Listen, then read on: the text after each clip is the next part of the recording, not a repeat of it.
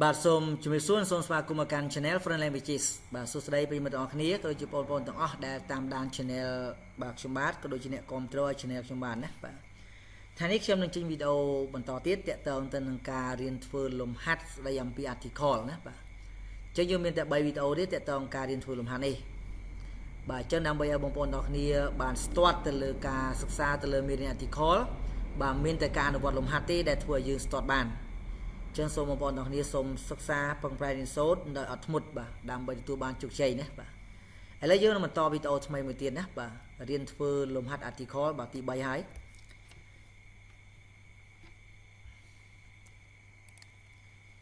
អញ្ចឹងយើងចូលដល់លំហាត់ទី101ណាបាទ101 I have a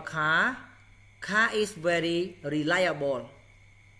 ចឹងបងមើលកន្លែងនេះគឺបាទព័ត៌មានខ្ញុំមានឡានតូចមួយអញ្ចឹងឡានតូចនោះគួរឲ្យទុកចិត្តបានអញ្ចឹងគឺគេយកសម្ដីបាទទីបាទនេះសម្ដីទី1គឺ I have a car ហើយគេយកសម្ដីទី1មកយកមកនិយាយលើកទី2វាខ្លាចជាសម្ដីទី2អញ្ចឹងដល់នេះដឹងហើយលក្ខខណ្ឌណាបាទ article កាលណាសម្ដីទី1គឺយើងប្រើ a ឬក៏ an ដល់ពេលសម្ដីទី2យើងប្រើអីបាទអញ្ចឹងគឺយើងប្រើ the ណាបាទសម្ដីទី2ប្រើ the អញ្ចឹង I have a car ខ្ញុំមានឡានតូចមួយ the car is very reliable បាទឡានតូចនោះគួរឲ្យទុកចិត្តបាន102 I have a pen ខ្ញុំមានប៊ិចមួយបាទអញ្ចឹងចម្លើយមួយណាដល់នេះ A B or C បាទគឺចម្លើយវាគឺបាទ B ណា the pen is red I have a pen ខ្ញុំមានប៊ិចមួយ the pen is red ប៊ិចមានពណ៌ក្រហមសម្ដីលើកទី2ដល់នេះ103 I have a house ខ្ញុំមានផ្ទះមួយ house is small ចឹងនេះសម្ដីលើកទី2ដែរហើយចឹងយើងប្រើបាទ the I have a house ខ្ញុំមានផ្ទះមួយ the house is small ផ្ទះនោះតូច104 she has car បាទនេះจะមានសម្ដីលើកទី1ទី2ទេគឺសម្ដីរបស់វាគឺលើកទី1ណាបាទអញ្ចឹងចម្លើយត្រឹមត្រូវគឺបាទ A she has a car នាងមានឡានតូចមួយគ្រឿង105 I have a question ខ្ញុំមានសំណួរមួយអញ្ចឹង the question is very unusual ចម្លើយត្រឹមត្រូវគឺ B I have a question The question is very unusual ខ្ញុំមានសំណួរមួយបាទសំណួរនោះចម្លែកណាស់106 I have a strategy ខ្ញុំមានយុទ្ធសាស្ត្រមួយបាទចម្លើយត្រឹមត្រូវគឺ The strategy is very simple យុទ្ធសាស្ត្រនោះសាមញ្ញណាស់សម្ដីលើទី2ដល់នេះ107 she is teacher បាទមុខរបរណាបងនេះមុខរបរអញ្ចឹងយើងប្រើជាមួយនឹង a ឬក៏ an បាទចម្លើយត្រូវគឺ A គឺ a she is a teacher នាងគឺជាគ្រូបង្រៀនម្នាក់108 we have a trainer ពួកយើងមានគ្រូកីឡាម្នាក់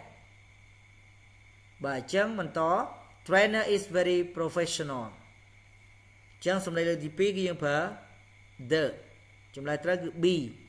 the trainer is very professional គ្រូបង្វឹកបាទយើងមានគ្រូបង្វឹកម្នាក់គ្រូបង្វឹកនោះជំនាញណាស់109 she live in house ចម្លើយត្រឹមត្រូវគឺ A she live in a house នាងរស់នៅក្នុងផ្ទះមួយ110 he has a job បាទសម្ដីលើកទី1 job is very difficult សម្ដីលើកទី2យើងប្រើ the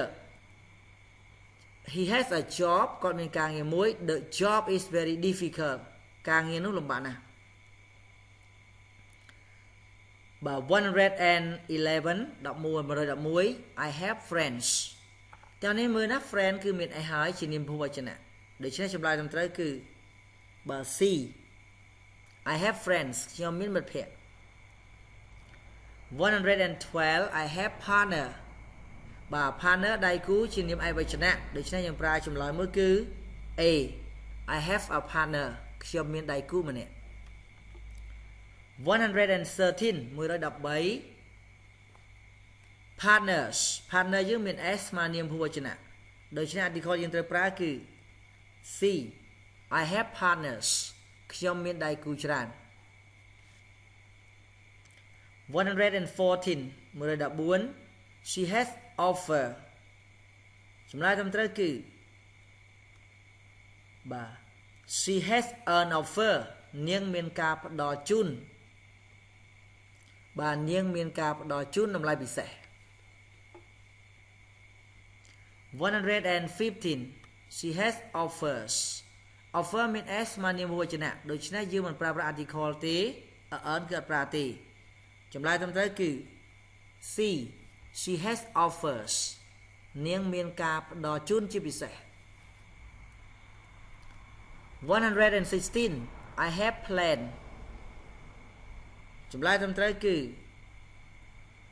A I have a plan ខ្ញុំមានគម្រោងមួយ 117 I have children ចឹង children គឺជានាមពហុវចនៈដូច្នេះយើងអត់អាចប្រើជាមួយ earn ទេ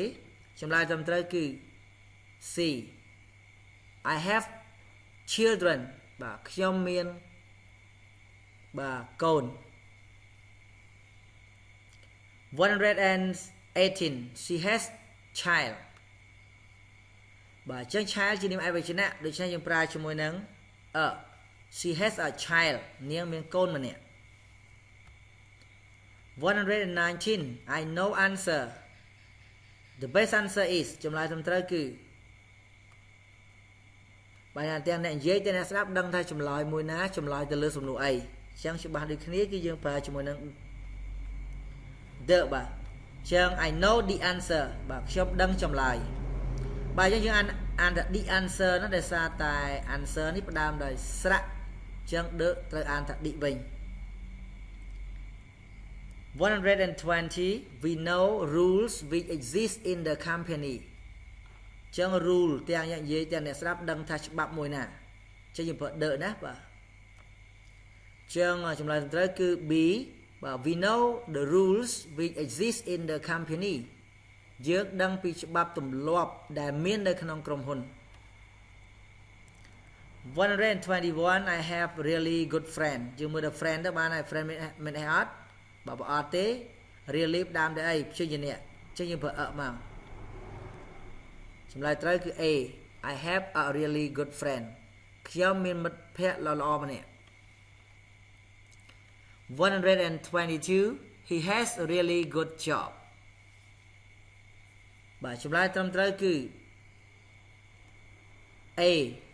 he has a really good job គាត់មានមុខរបរដ៏ល្អមួយ 123 they work in extremely difficult condition តោះនេះមើលពីថា condition ណា condition នេះជានាមពហុវចនៈដូច្នេះពេលបញ្ចូល s ដូច្នេះយើង article របស់យើងគឺចម្លើយត្រូវគឺ C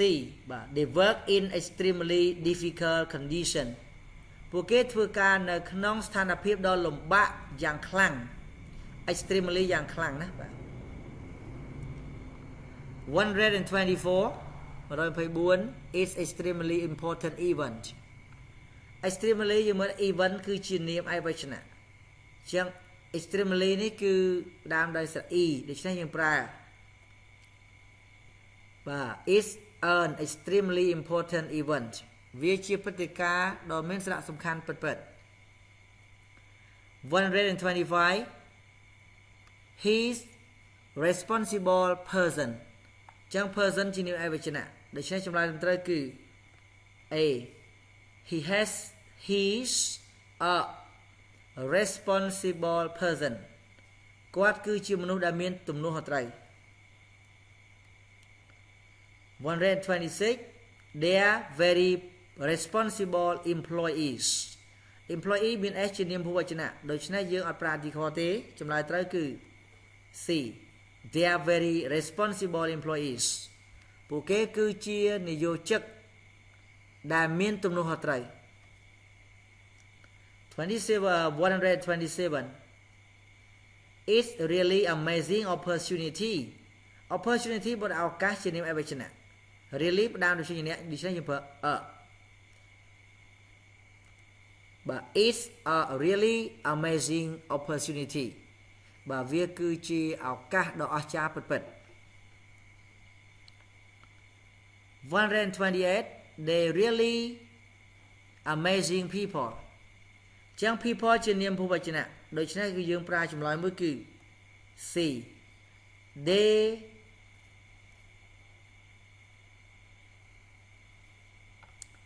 បាទតោះនេះសូមបញ្ជាក់ទីតោះនេះណាកន្លែង D គឺថែម R មួយផងណាបាទ they are បាទ they are ហើយបើយើងថែមពាក្យថាអត់មានថែមអីទេគឺយកចម្លើយ C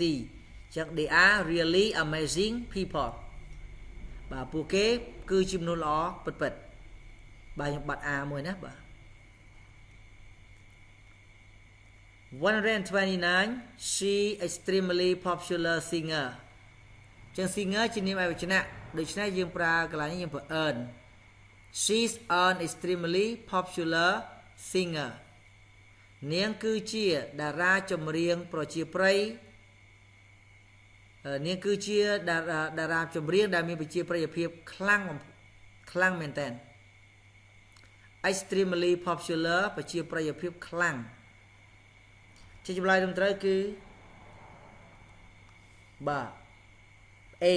earn ណាបាទ She's an extremely popular singer 130 They were popular singer ចឹង singer យើងមាន S ដូច្នេះយើងអត់អាចប្រើ earn បានទេចឹងចម្លើយត្រឹមត្រូវគឺ C They were popular singers ពួកគេគឺជាតារាចម្រៀងដ៏ពេញនិយមបាទ 131 They met at last at night បាទចឹងកន្លែងនេះតោះនេះ at night គឺយើងប្រើជាប់គ្នាតែម្ដង at night ចា article របស់យើងគឺ C ចម្លើយណាព្រោះអត់មាន article ទេ They met at night ពួកគេបានជួបគ្នានៅពេលយប់ 132 She's got up at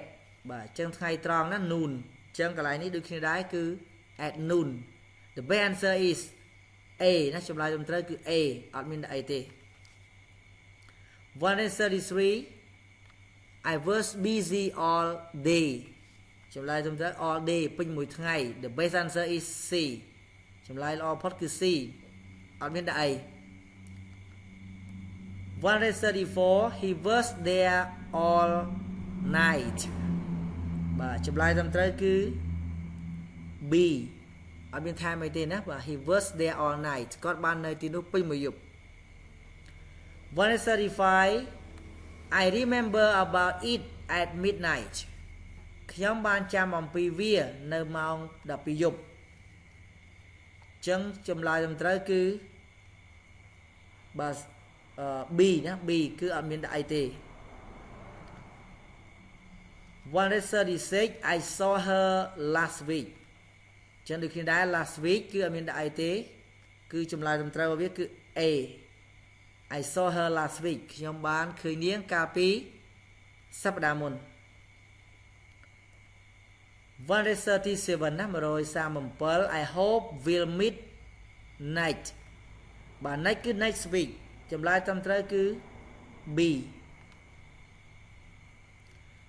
138 It happened last បាទ century វាបានកើតឡើងកាលពីសតវត្សមុនចឹង last century ណាចម្លើយត្រឹមត្រូវគឺ A អត់មានអីទេ 139 It will take place next បាទ next បាទគឺ next month ខែក្រោយវានឹងកើតឡើងនៅខែក្រោយចឹងចម្លើយត្រឹមត្រូវគឺ B អត់មានដាក់អ្វី 140 I have advice for you earn the sum បញ្ជាក់កន្លែងនេះ advice នេះ advice ជានាមរាប់មិនបានចឹងបើវាជានាមរាប់មិនបានតោះនេះសម្ប្រើជាមួយ sum ណាចឹង the correct answer is C គឺ sum I have some advice for you ខ្ញុំមានដំបូន្មានខ្លះសម្រាប់អ្នក 141 is បាទថ្នាក់បណ្ដាច់trongនេះណា biggest ជាថ្នាក់បណ្ដាច់ចឹងខ្ញុំប្រើ the is the biggest បាទ is the biggest threat for us threat បាទ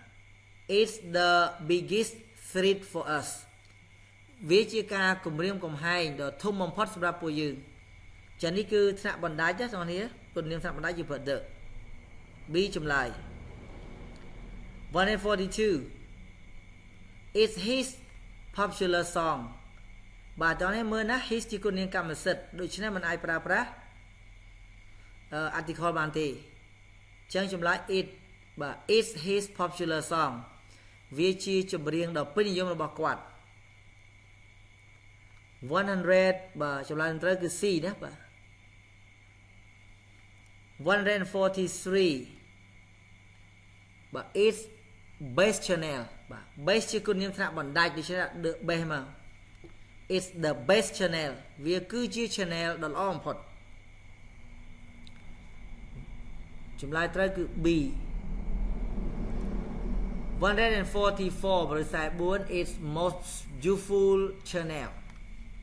ចឹង most useful ជាគុណនាមថ្នាក់បណ្ដាច់ដូច្នេះយើងប្រើ the ចឹង it's the most useful channel បាទវាគឺជា channel មួយដ៏មានសារៈសំខាន់បំផុត 100